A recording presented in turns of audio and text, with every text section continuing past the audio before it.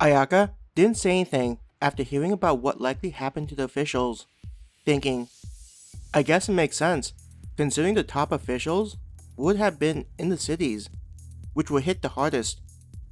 She tried to imagine what went through the minds of those officials, either as they worked in the office or at home, enjoying time with their families.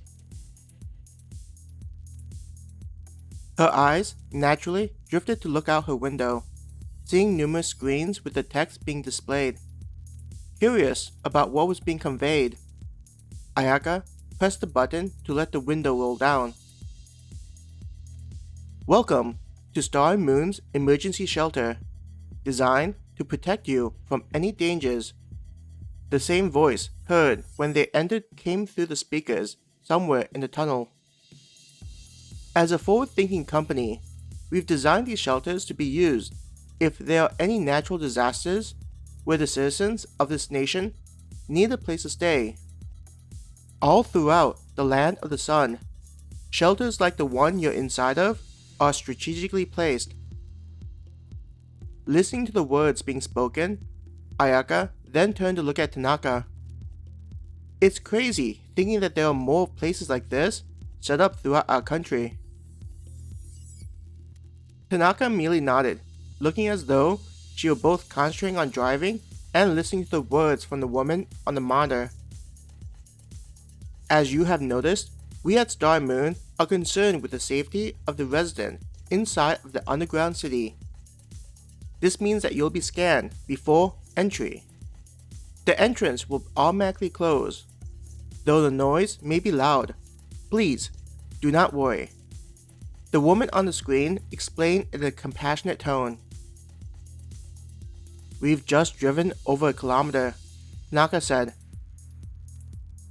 Ayaka turned back to Tanaka. How is that even a thing? Is this place that massive? Her eyes looked ahead of them, which showed the tunnel still hadn't ended. Curious about how it was announced that the entrance would close behind them, Ayaka carefully stuck her head out the window. I can't see it. The entrance? Tanaka asked. Not even the entrance. There's some kind of door that's closed behind us. Ayaka couldn't believe how large the door would need to be in order to cut off the rest of the tunnel. It must be some kind of security precaution. Though, isn't it overkill to plan to have so many doors? Tanaka asked.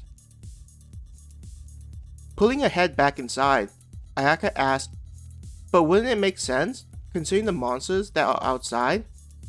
Having all those doors means that we don't need to worry about the monsters being able to break in. There's a feeling of relief, knowing that they'd be safe. Tanaka didn't say anything immediately in response to Ayaka's question. What's wrong? Ayaka asked, confused by the reaction from Tanaka. It seems like a really specific safety precaution to have, considering this was likely to have been built far before that night. Tanaka looked at Ayaka. How would they have known to design the shelter in such a way to keep out those monsters? Ayaka scrunched her eyebrows. What are you trying to say? That Star and Moon knew that the monsters would show up? Tanaka looked forward, biting her lower lip in contemplation. I'm not saying that. Just, what were they expecting to build such a shelter like this? This is a company. It would need to dedicate resources to growth, not build a structure likely several kilometers in size. We're talking about something the size of several of the nation's largest structures worth of resources dedicated to a project of this size. And what's even more surprising is that this place isn't the only one in just our country.